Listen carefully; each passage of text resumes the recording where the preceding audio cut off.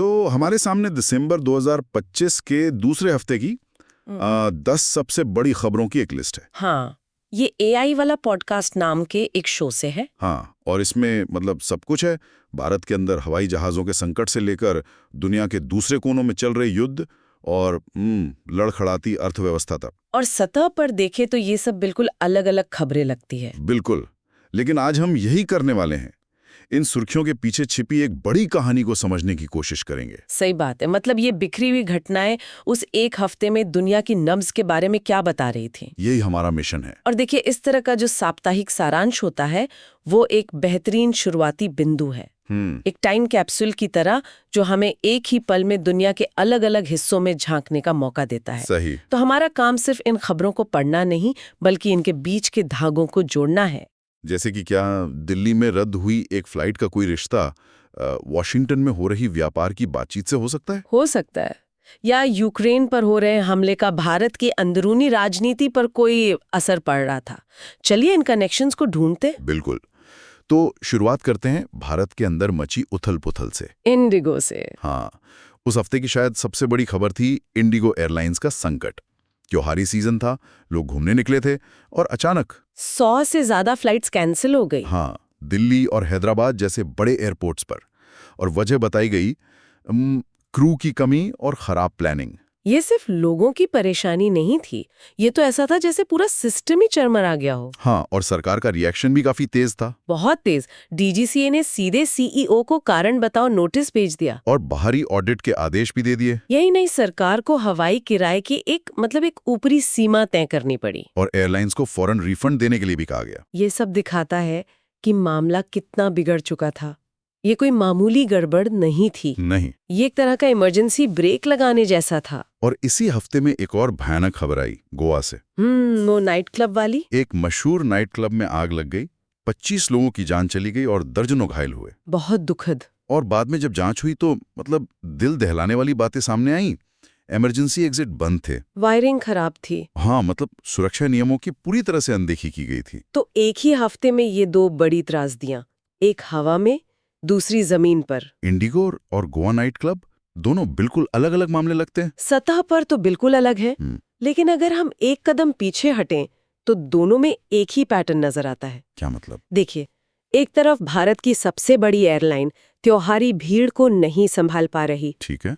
दूसरी तरफ गोवा जैसा बड़ा टूरिस्ट हब एक क्लब में बेसिक सेफ्टी नियम लागू नहीं करवा पा रहा। दोनों ही मामलों में सिस्टम जो है वो ग्रोथ की रफ्तार के आगे घुटने टेक रहा है। अच्छा, देश तेजी से आगे बढ़ रहा है। हाँ, ज्यादा लोग हवाई जहाज में सफर कर रहे हैं, ज्यादा लोग क्लबों में जा रहे हैं, लेकिन जो रेगुलेशन और एनफोर्समेंट का ढांचा है वो पीछे छूट गया। बिल्कुल, वो इस रफ्तार के साथ कदम नहीं मिला पा रहा। ये तो काफी डरावनी बात है। और जब इस तरह की गड़बड़ियां होती हैं तो इसका असर सिर्फ लोगों की जान पर नहीं पड़ता, नहीं, बल्कि देश की पूरी छवि पर पड़ता है, जो सीधे सीधे अर्थव्यवस्था से जुड़ा है। सही। और उस हफ्ते अर्थव्यवस्था का हाल भी कुछ ठीक नहीं चल रहा था। बिल्कुल नहीं। उस हफ्ते भारतीय रुपया अमेरिकी डॉलर के मुकाबले 90.47 के ऐतिहासिक निचले स्तर पर पहुंच गया। 90 के पार? हाँ, ये एक मनोवैज्ञानिक स्तर था जिसके टूटने से बाजार में काफी घबराहट थी। स्रोत कह रहा है कि वजह थी पूंजी का बाहर जाना और बढ़ता व्यापार घाटा।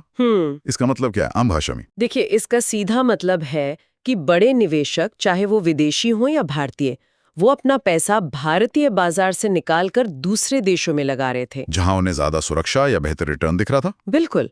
तो जब बहुत सारे लोग रुपया बेचकर डॉलर खरीदने लगते हैं तो डॉलर की मांग बढ़ जाती है और रुपए की कीमत गिर जाती है। हाँ, स्वाभाविक रूप से। और इसको बढ़ते व्यापार घाटे ने और हवा दी। हम विदेश से सामान खरीदने पर डॉलर ज्यादा खर्च कर रहे थे और अपना सामान बेचकर डॉलर कम रहे थे। एग्जैक्टली। तो जब डॉलर बाहर ज्यादा जाए और अंदर कम आए तो रुपया कमजोर होता ही है। हमारी जेब पर सीधा असर। विदेश से आने वाली हर चीज महंगी हो जाती है। हर चीज। और ऐसे में रिजर्व बैंक ऑफ इंडिया को बीच में आना पड़ा। उन्हें आना ही पड़ा। आरबीआई ने अपने डॉलर भंडार से डॉलर बेचना शुरू किया ताकि बाजार में डॉलर की कमी कुछ हद तक पूरी हो। हाँ, और रुपए को और गिरने से रोका जा सके। ये एक तरह का फर्स्ट एड था जो दिखाता है कि बाहरी आर्थिक ताकतों का दबाव कितना गहरा था। और इसी तनाव भरे माहौल में सरकार भी कुछ बड़े फैसले ले रही थी। लोकसभा ने स्वास्थ्य सुरक्षा उपकर विधेयक यानी health security cess bill pass किया, हाँ, ये पान मसाला, तंबाकू जैसी चीजों पर एक नया टैक्स था। जिन्हें डीमेरिट गुड्स भी कहते हैं। बिल्कुल, यानी ऐसी चीजें जिनके इस्तेमाल को सरकार कम करना चाहती है। तो इसके दो मकसद थे। एक तो सरकारी खजाना भरना, हाँ, जो रुपए की गिरावट से खाली हो रहा था, आहो। और दूसरा लोगों की सेहत सुधारने का दावा करना। एक मिनट, ये थोड़ा अजीब है। एक तरफ सरकार सिगरेट पान मसाले पर टैक्स लगा रही है और दूसरी तरफ उसी हफ्ते सुप्रीम कोर्ट वोटर आईडी सख्त कर रहा है। हाँ, ये भी एक बड़ी खबर थी। अवैध प्रवासियों की जांच के लिए मतदाता पहचान पत्र की सख्त जांच का समर्थन किया। ये दोनों बातें एक साथ, क्या इनमें कोई कनेक्शन है? मुझे नहीं लगता ये इत्तेफाक है। अगर आप दोनों फैसलों के पीछे की सोच को देखें तो दोनों के केंद्र में कंट्रोल यानी नियंत्रण का आइडिया है। नियंत्रण कैसे? सरकार टैक्स के जरिए अर्थव्यवस्था और पब्लिक हेल्थ पर अपना नियंत्रण बढ़ाना चाहती है। ठीक है। वहीं अदालत चुनावी प्रक्रिया और देश की डेमोग्राफी यानी कौन वोट दे सकता है और कौन नहीं, उस पर नियंत्रण को मजबूत कर रही है। मतलब उस समय सत्ता के गलियारों में, चाहे वो सरकार हो या न्यायपालिका, ज्यादा कंट्रोल और सख्ती लाने की सोच हावी थी। बिल्कुल। और ये जो नियंत्रण की कोशिश देश के अंदर हो रही थी, शायद इसका एक बड़ा कारण वो दबाव भी था जो देश के बाहर से आ रहा था। कहाँ से? खासकर अमेरिका से। आप बिल्कुल सही जगह पहुंचे हैं। उसी हफ्ते प्रधानमंत्री मोदी और अमेरिकी राष्ट्रपति ट्रंप के बीच बातचीत हुई थी। और मुद्दा था भारतीय सामान पर अमेरिका द्वारा लगाए गए टैरिफ। हाँ, यानी अमेरिका भारतीय निर्यातकों के लिए मुश्किलें खड़ी कर रहा था, जिससे भारत का व्यापार घाटा और बढ़ रहा था। और रुपए पर दबाव और ज्यादा। एग्जैक्टली। तो देश के अंदर जो आर्थिक बेचैनी थी, उसका एक सिरा सीधे वॉशिंगटन से जुड़ा था। लेकिन ये बात थोड़ी अजीब लगती है। एक तरफ अमेरिका भारत पर व्यापार को लेकर दबाव बना रहा है और दूसरी तरफ उसी हफ्ते की खबरों के मुताबिक वो थाईलैंड कंबोडिया सीमा पर शांति दूत बना फिर रहा है। हाँ, वहां संघर्ष विराम की कोशिश कर रहा था। एक ही देश, दो अलग अलग चेहरे, ये कैसे हो सकता है? यही तो 21वीं सदी की जियोपॉलिटिक्स है। हर रिश्ता अलग अलग शर्तों पर चलता है। अच्छा। अमेरिका के लिए भारत उस समय एक आर्थिक प्रतिद्वंद्वी था, इसलिए वहां दबाव की राजनीति चल रही थी। लेकिन थाईलैंड कंबोडिया में शायद उसके अपने रणनीतिक हित थे, इसलिए वहां वो शांति दूत की भूमिका निभा रहा था। बिल्कुल। ये एक ही समय में कई शतरंज की बिसातें खेलने जैसा है। हर बिसात पर आपके मोहरे और आपकी चाल अलग होती है। और ये शतरंज सिर्फ एशिया में नहीं चल रहा था। नहीं। यूक्रेन भी पहुंचे थे राष्ट्रपति ज़ेलेंस्की से मिलने। हाँ, और खबरें थीं कि वो रूस के साथ शांति वार्ता को आगे बढ़ाने गए हैं। दुनिया भर के अखबारों में यही छप रहा था। कूटनीति की मेज पर बड़ी बड़ी बातें हो रही थीं। लेकिन, और ये लेकिन बहुत बड़ा है। क्या? जिस हफ्ते ये शांति दूत कीव में थे, उसी हफ्ते रूस ने यूक्रेन पर अब तक के सबसे बड़े हमलों में से एक किया। अच्छा। 653 ड्रोन और 51 मिसाइलें दागी। 10 इलाकों में बिजली गुल हो गई और 2 गांवों पर कब्जा भी कर लिया। ये कैसा मजाक है? एक कमरे में शांति की बात हो रही है और बाहर बम फट रहे हैं। ये उस समय की कड़वी सच्चाई थी। ये कूटनीतिक प्रयासों और युद्ध की क्रूर वास्तविकता के बीच की खाई को दिखाता है। और सिर्फ यूक्रेन में ही नहीं, थाईलैंड कंबोडिया में भी यही हुआ। जहां अमेरिका संघर्ष विराम की बात कर रहा था, जमीन पर झड़पें और तेज हो गई थीं। और हजारों लोग बेघर हो गए। तो बातें हो रही थी, लेकिन कार्रवाई कुछ और ही कह रही थी।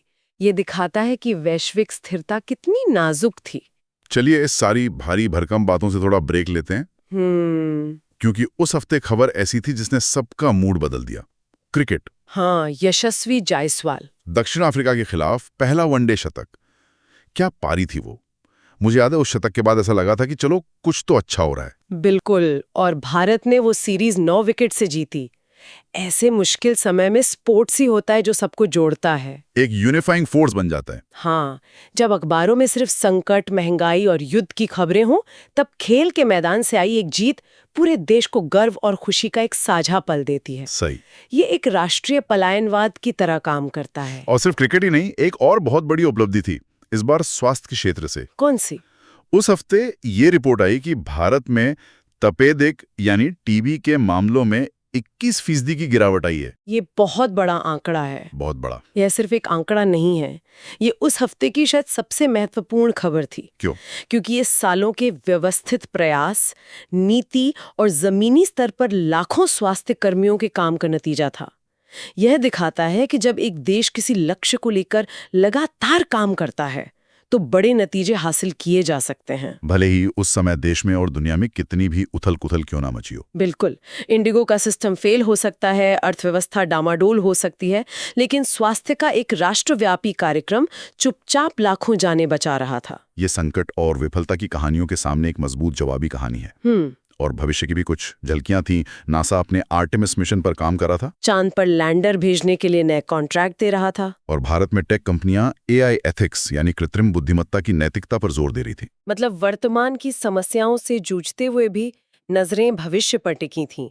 ये दिखाता है कि दुनिया कभी एक जगह नहीं रुकती। हाँ, एक ही समय में वो वर्तमान के संकटों से निपट रही थी और भविष्य की नींव भी रख रही थी। तो इन सब का क्या मतलब निकलता है? दिसंबर 2025 का वो एक हफ्ता विरोधाभासों का हफ्ता था। बिल्कुल। एक तरफ इंडिगो और गोवा जैसी प्रणालीगत विफलताएं, तो दूसरी तरफ यशस्वी जायसवाल के शतक जैसी व्यक्तिगत जीत। एक तरफ रुपए की गिरावट और व्यापार घाटे की आर्थिक चिंताएं, तो दूसरी तरफ टीबी के खिलाफ जंग में मिली एक बड़ी कामयाबी। और वैश्विक स्तर पर भी यही विरोधाभास था। शांति की बातें और युद्ध की हकीकत साथ साथ चल रही थीं। तो ये समाचार सारांश हमें दिखाता है कि दुनिया एक जटिल ताना बाना है, जहाँ कुछ भी अलग थलग नहीं होता। दिल्ली में एक फ्लाइट का रद्द होना उस वैश्विक आर्थिक दबाव से जुड़ा है जिसके कारण वॉशिंगटन में व्यापार वार्ता हो रही है। और देश में स्वास्थ्य के क्षेत्र में मिली एक जीत दूर किसी देश में चल रहे युद्ध की निराशाजनक खबरों के बीच उम्मीद की एक किरण की तरह और भी ज्यादा चमकती है। बिल्कुल। तो इन सभी घटनाओं को एक साथ देखने पर एक विचार मन में आता है जिस पर शायद सोचने की जरूरत है। क्या संकट और प्रगति हमेशा साथ साथ चलते हैं? क्या एक क्षेत्र में बड़ी सफलता जैसे स्वास्थ्य में मिली ये जीत दूसरे क्षेत्रों की विफलताओं को जैसे खराब रेगुलेशन या आर्थिक स्थिरता संतुलित कर सकती हैं? या ये सिर्फ एक जटिल, हमेशा बदलते रहने वाली दुनिया के अलग अलग पहलू हैं जो बस एक साथ मौजूद रहते हैं?